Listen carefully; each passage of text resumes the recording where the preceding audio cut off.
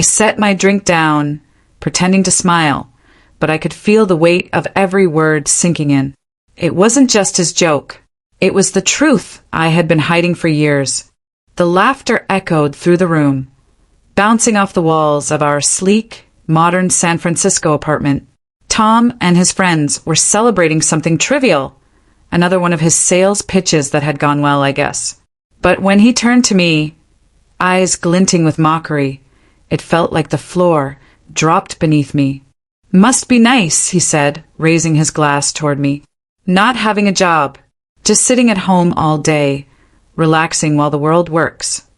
His friends burst out laughing, clinking their glasses together like it was some kind of victory.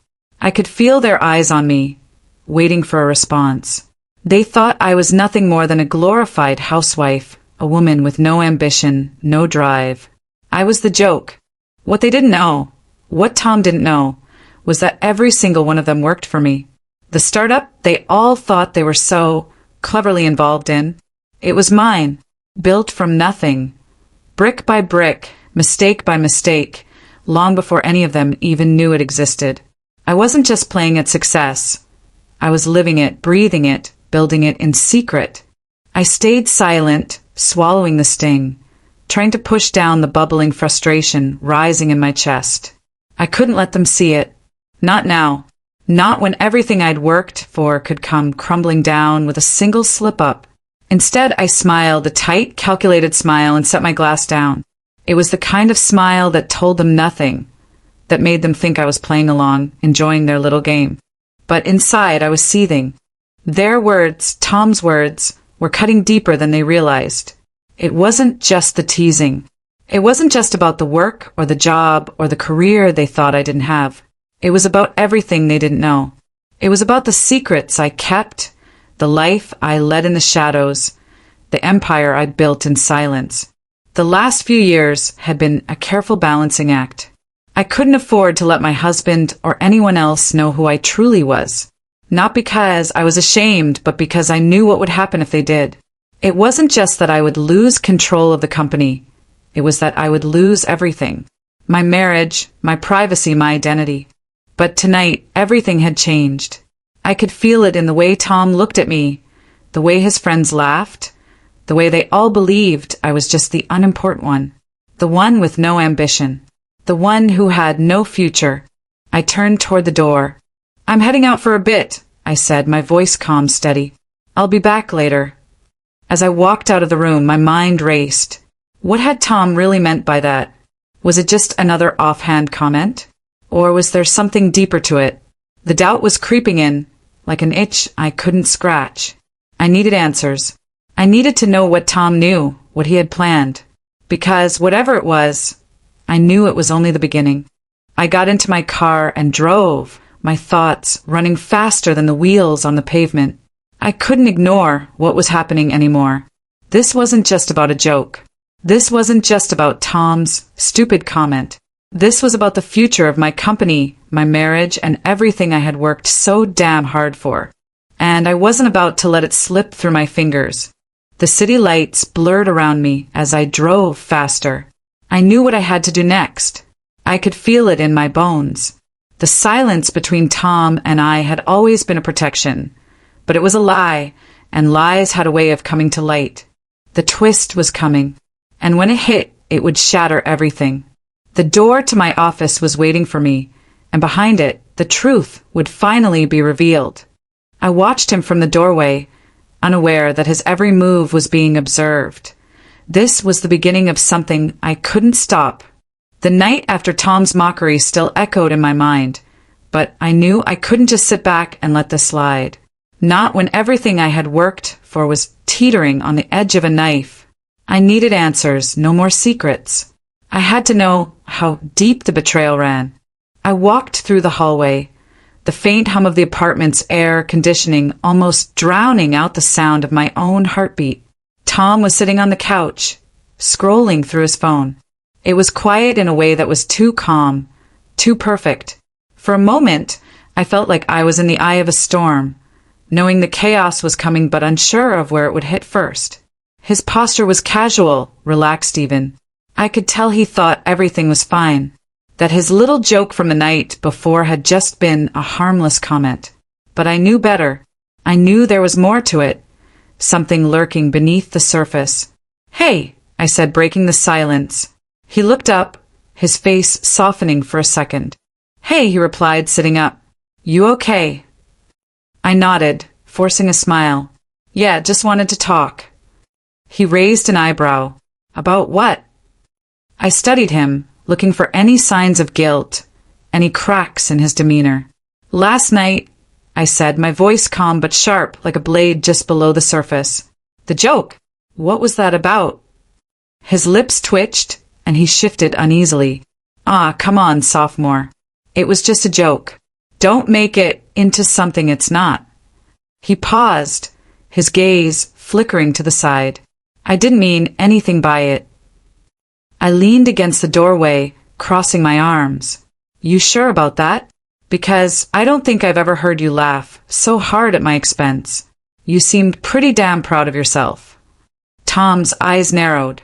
"Look, it's nothing. I was just messing around with you. But seriously, you've been kinda distant lately."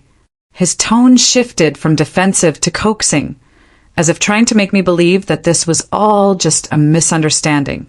"What's going on with you? You've been weird." I felt the tension in my chest tighten. This was the moment. "Tell me about Ethan," I said, my words coming out before I could stop them. He froze. His expression flickered for just a second, but it was enough. His eyes darted to the floor, and I caught the briefest glimpse of something. Guilt, maybe, or fear. But before I could read it further, he met my gaze again, his voice steady but his hand trembling slightly as he set his phone down. "What about him?" "You've been talking to him a lot lately, haven't you?" I wasn't asking anymore. I was telling him that I knew. I could see the shift in his body language, the way his shoulders tensed, the way his posture stiffened. He wasn't used to me confronting him like this, not with this much certainty. He let out a breath, his eyes flashing with something I couldn't quite place. "Look, I don't know what you're thinking, but Ethan's just a friend. He's been giving me some advice on work stuff. That's it. I swear." I took a step forward, feeling a cold surge of adrenaline course through my veins. "You think I'm an idiot?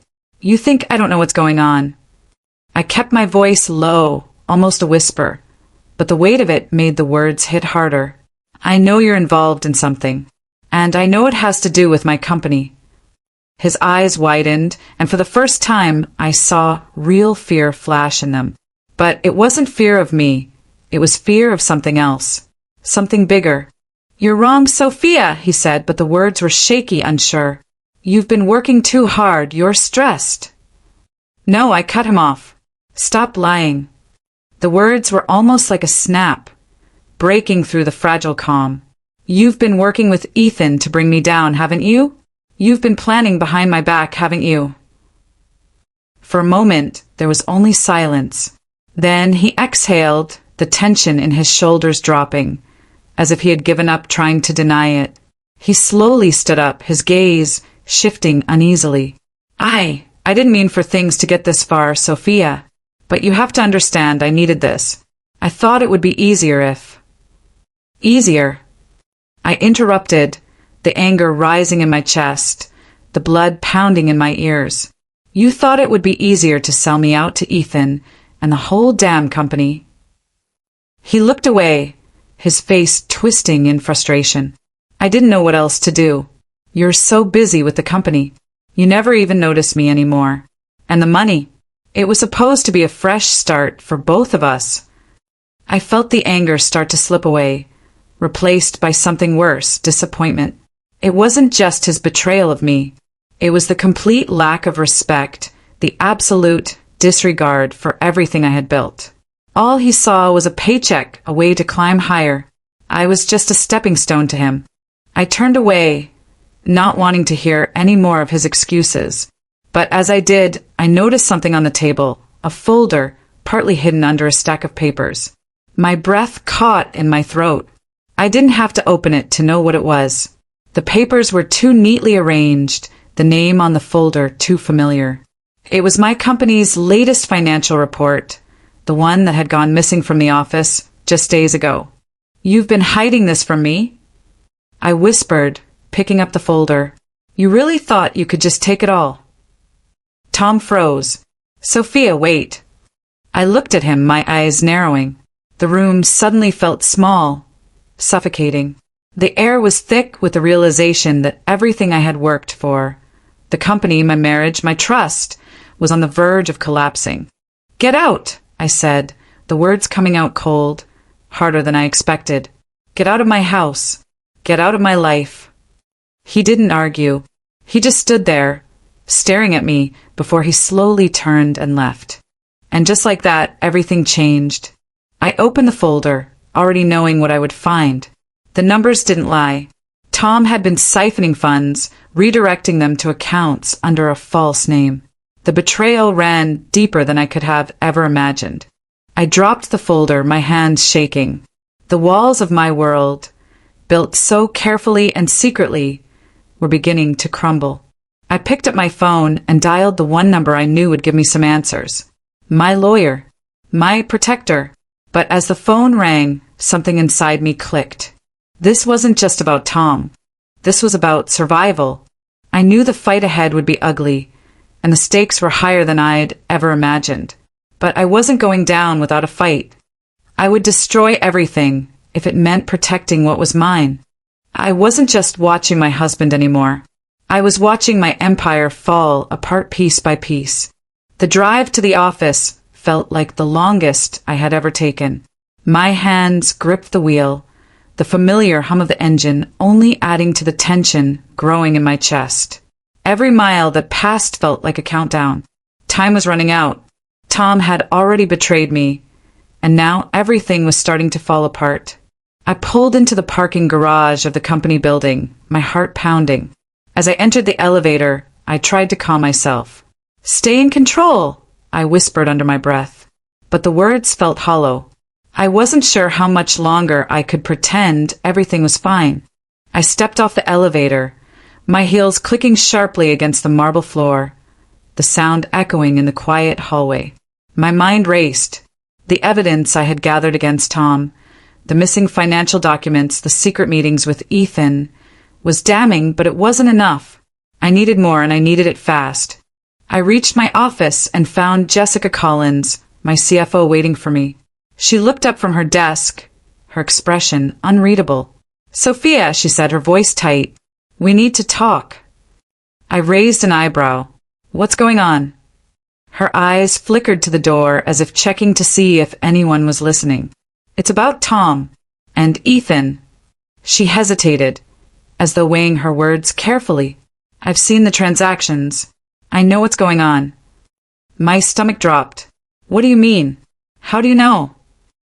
"I've been monitoring the accounts," she said, her voice barely above a whisper.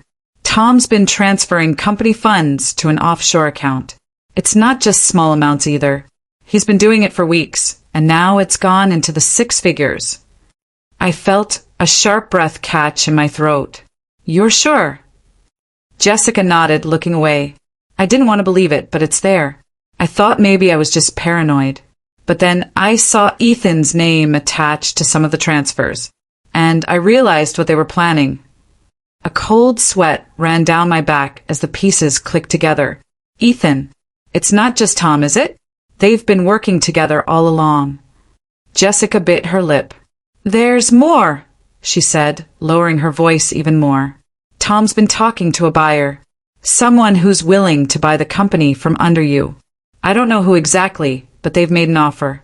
And Tom, he's ready to sell." The words hit me like a punch to the gut. My hands gripped the edge of the desk, and I felt the world spinning. How could I have been so blind? Tom had been planning this for months, while I stayed focused on the business, blind to the betrayal festering in my own home. "What do we do now?" I asked, my voice shaking despite my efforts to stay calm. Jessica hesitated, then stood up. "We go to the authorities.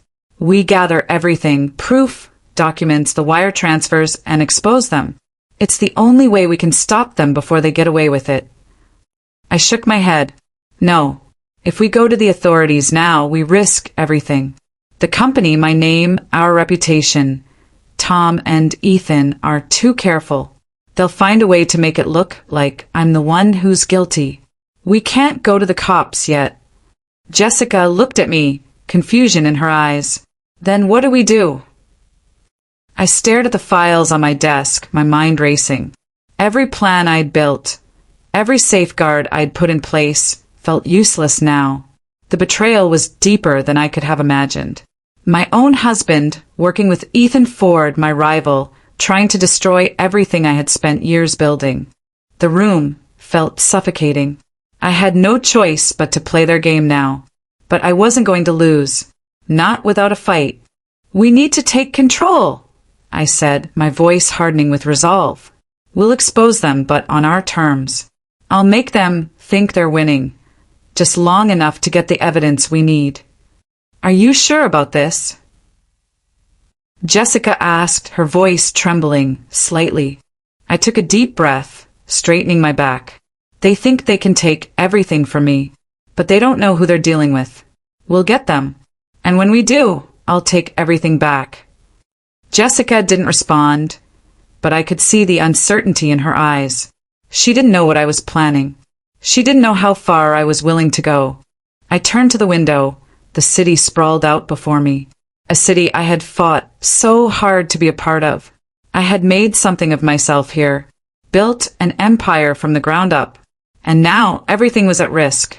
But I wasn't going to let them take it. Not without a fight. As I turned back to Jessica, a thought lingered in the back of my mind. I hadn't just been betrayed by Tom. The more I thought about it, the more I realized something worse. There was someone else involved. Someone I hadn't considered. I couldn't shake the feeling that I was being watched. That somehow, someone else was pulling strings behind the scenes. I didn't know who it was yet, but I would find them.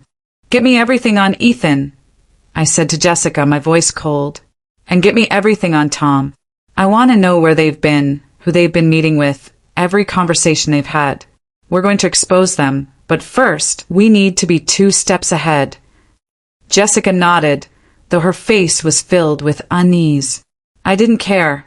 This was war. The door closed behind her, and I stood there for a moment, my mind reeling. The walls were closing in, but I would not let them fall. I had a plan, and in this game I was playing for keeps. As I picked up the phone to make the call, I felt the weight of everything pressing down on me. But I also felt something else. A flicker of excitement. The battle had just begun. I wasn't just watching my husband anymore. I was watching my empire fall apart piece by piece. The morning after my conversation with Jessica, everything felt different. The building tension in the air was almost palpable. The weight of betrayal was no longer a subtle undercurrent. It was suffocating, pushing its way into every crevice of my mind. I couldn't stop thinking about the papers I'd seen. Tom's manipulation of the funds, his silent collaboration with Ethan Ford. It was the worst kind of betrayal, the one that gnawed at your trust while wearing the mask of familiarity. They thought they could steal everything from me, but what they didn't understand was how much I was willing to lose before I fought back. My phone buzzed. It was a text from Jessica, meeting at the office. We need to talk. Urgent. I didn't need to ask. I knew what this was about. The elevator ride up to the top floor felt like 1,000-pound weight pressing down on me. My heartbeat thudded in my ears. The metallic clink of the elevator's buttons felt like the countdown before a bomb went off. When the doors opened, the tension in the air was thick enough to choke on. Jessica stood at the end of the hallway, pacing, her face drawn tight. She looked up when she saw me, her expression strained. We need to talk about Tom. And Ethan, she said in a low voice, her gaze flicking over her shoulder as if she feared someone might be listening. What now? I asked, already knowing the answer. She handed me a folder, her hands trembling just slightly. Inside, there were records of meetings I hadn't known about, meetings Tom had set up with potential buyers of the company. The same buyers who had been discussing the possibility of a takeover. They've been planning this for months, Jessica said quietly. Tom's been working with Ethan to line up buyers. The goal isn't just to steal the funds. They want your company, Sophia. I could feel my pulse quicken. How do you know all this? Jessica swallowed, looking down at the floor. I've been watching the accounts, following the transfers. I didn't want to believe it at first. But then I saw Ethan's name, and I knew. He's been feeding them information. Even worse, they've been siphoning money into an account overseas. I froze, the room spinning for a moment. The betrayal was deeper than I had thought. Tom wasn't just a pawn, he was an accomplice in the entire operation. How much have they taken?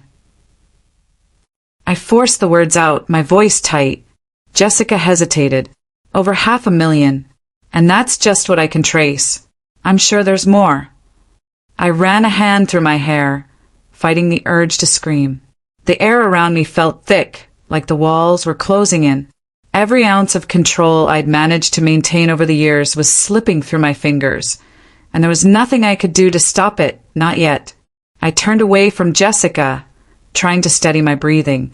What now? I asked, trying to keep my voice steady. I've arranged for the documents to be secured. If you're going to confront them, you'll need to do it carefully, Jessica said, her eyes flicking nervously to the door. But you need to act fast. The buyers are getting impatient. Tom's been promising them that the deal will go through soon. I knew she was right. The clock was ticking. You're sure they're not watching us right now? I asked, my voice dropping to a whisper. Jessica nodded. I've covered my tracks. But they're too close, Sophia. You can't trust anyone anymore, not even me. Her words hit me like a punch. Trust. I had spent years building a foundation of trust with Tom, with Jessica, with everyone around me. But now, it felt like the very ground I stood on was crumbling beneath me. I turned back to Jessica. Do you know where they are now? Tom and Ethan. She shook her head. I haven't been able to track them today, but they've been meeting at the same place, an office downtown. I think they're finalizing the deal with the buyers. I didn't hesitate. Get me the address. We're going to end this. The drive downtown felt like an eternity. The city stretched before me, a blur of glass and steel.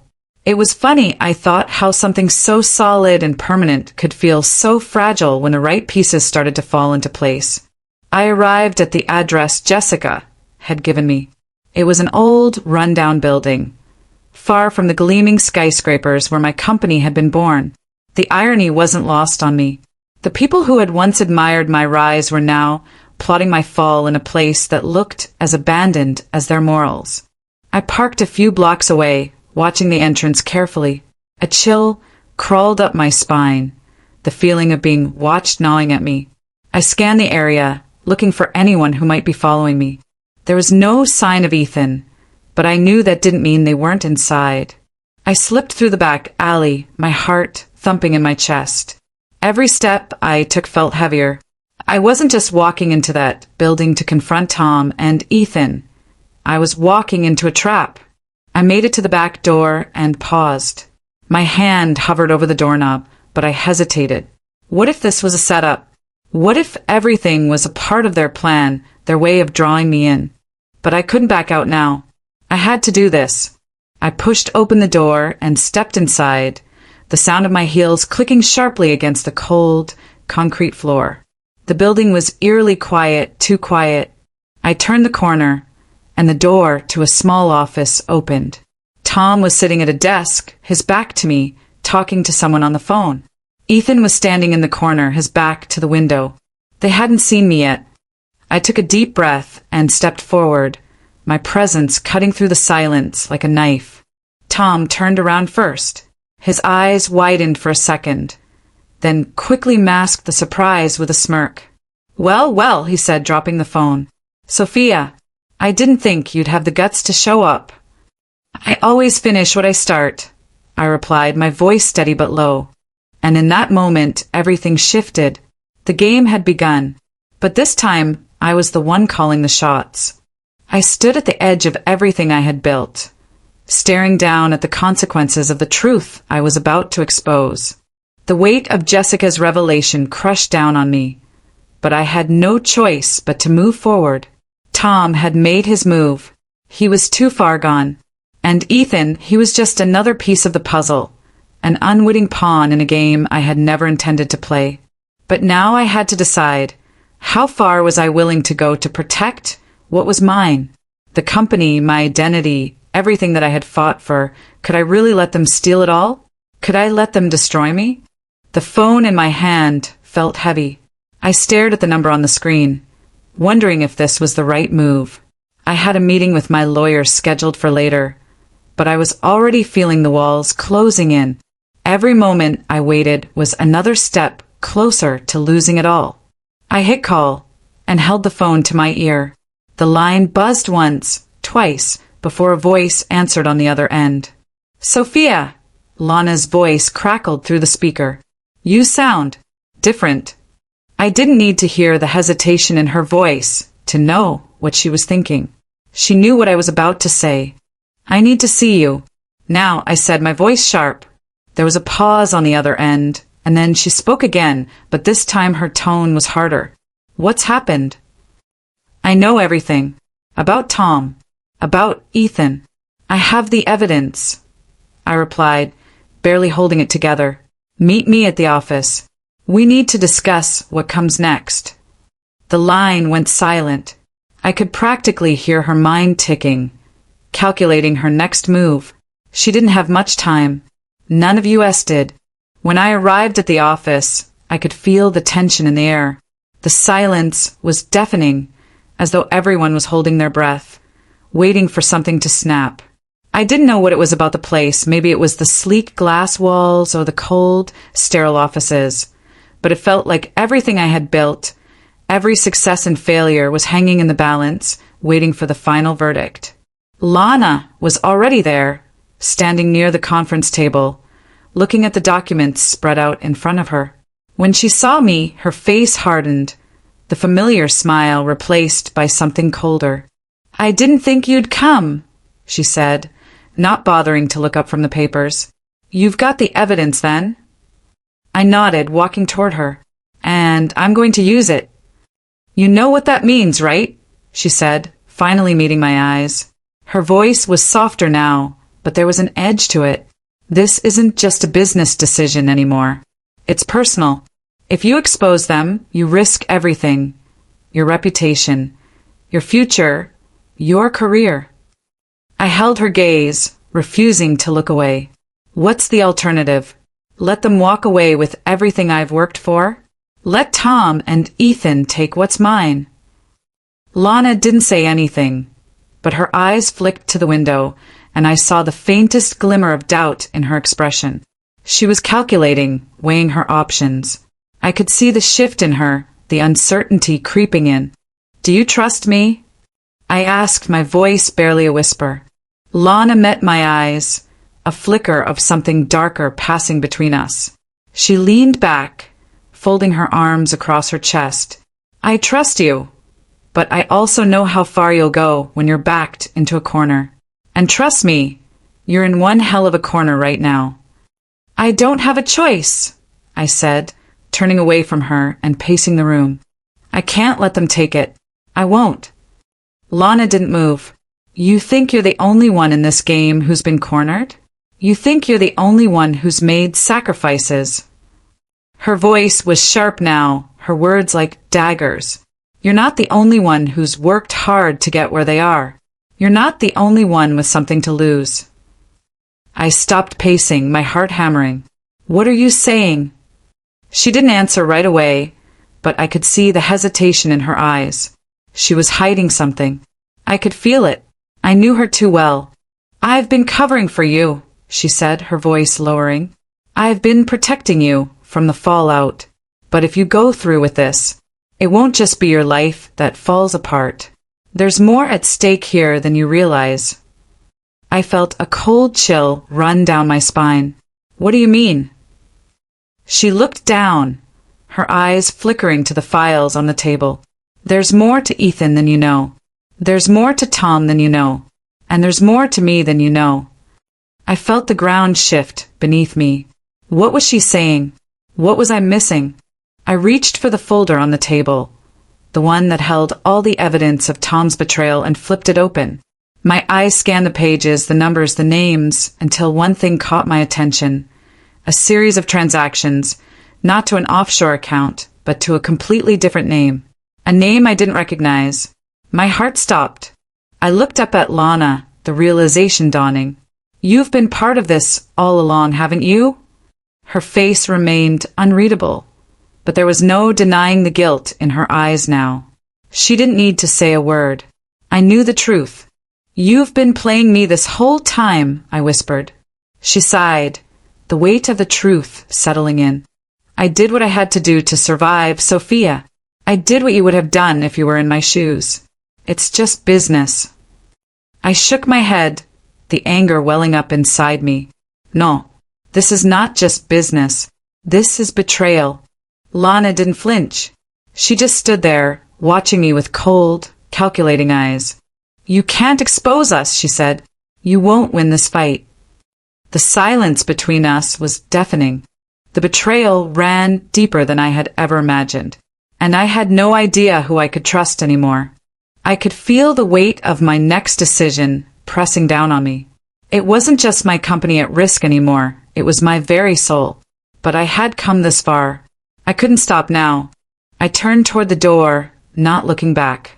I'm not backing down, I said, my voice firm. And I knew, no matter what happened next, this was just the beginning of something much darker. The real enemy had yet to reveal itself. I walked into the room, my hand steady, but my pulse racing.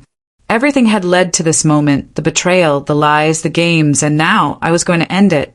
Tom and Ethan were waiting for me, sitting across from each other like they had won already. Ethan's face was the same as always, smooth, calm, calculating. But Tom, my husband, he was different. There was a tension in his shoulders, something brittle in his posture. He knew what was coming. You shouldn't have come, Sophia, Ethan said, his voice low, almost amused. You've already lost. I met his gaze, my eyes hard. I haven't lost yet. Tom shifted in his seat, avoiding my stare. His silence was louder than anything he could have said. I wasn't sure if he was afraid of me or if he just didn't care anymore. The man who had once been my partner, my ally, was now just another player in this deadly game. Ethan smirked.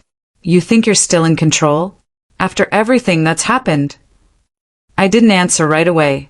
Instead, I pulled out the folder. The documents inside, the ones that had been hidden from me for so long, were the last piece of the puzzle. I placed them on the table in front of them, watching as their eyes flicked to the papers. You think I didn't know? You think I wouldn't find out what you were doing behind my back? My voice was cold, calculated, like a blade slicing through the silence. You and Tom thought you could destroy everything I've worked for.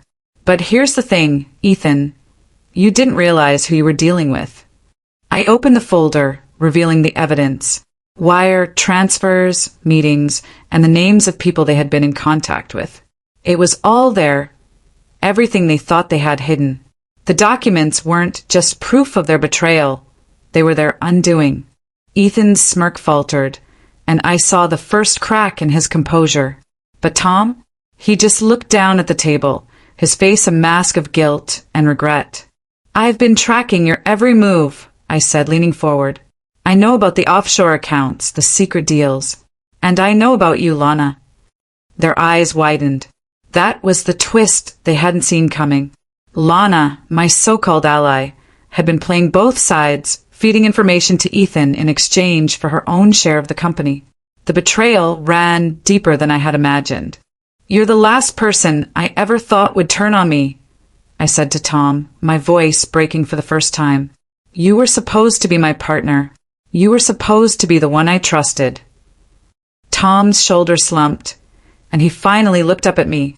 Sophia, I didn't mean for it to get this far, he muttered, his voice barely audible. I thought we could make more money, live a better life. I didn't know how deep I was getting. You didn't know? I repeated, the disbelief in my voice mixing with the anger I could no longer contain. You sold out everything we built. You sold out me. You sold out our family. Ethan laughed, his cold eyes flicking to Tom. She's right. You did this to yourself. You never knew how to play the game. Now you're just a casualty. I stood up, feeling the weight of everything crashing down on me. There was no turning back now. I had crossed a line, but I wasn't going to stop. I wasn't going to let them get away with it. I'm not here to beg for mercy, I said, my voice clear and firm. I'm here to take what's mine. There was a pause, a moment where I thought I might actually be able to hear the echo of my own thoughts. Then I spoke again, the words slicing through the tension. The deal is off. I've already contacted the authorities. The evidence is already on its way to the press. You'll be exposed for everything you've done. Tom looked at me, his face pale. You're going to ruin everything. No, I interrupted, my tone unyielding. You're the ones who ruined everything. I'm just making sure the truth is known. I turned to walk out, but as I reached the door, I felt a hand on my shoulder. Tom's voice was barely a whisper. Sophia, please. I froze but didn't turn around. You made your choices, Tom, and now you'll face the consequences. With that, I left them behind, stepping out into the cold air of the city. I couldn't feel the weight of the betrayal anymore. It had all been too much. But in that moment, I knew one thing for sure. Everything I had fought for, everything I had built was mine to keep. I had won. And in the end, it wasn't about the money or the power or even the business. It was about trust, the trust that had been broken, the trust one had given, and the trust one had to rebuild. The world would always try to tear you down. But in the end, it's your choices that define you. As I stepped into the street, I felt the cool wind against my face, a reminder that life moves forward, no matter how dark the storm may seem. You can't escape who you are, but you can always choose who you want to become. That was the truth I had learned, and it was the truth I would carry with me always.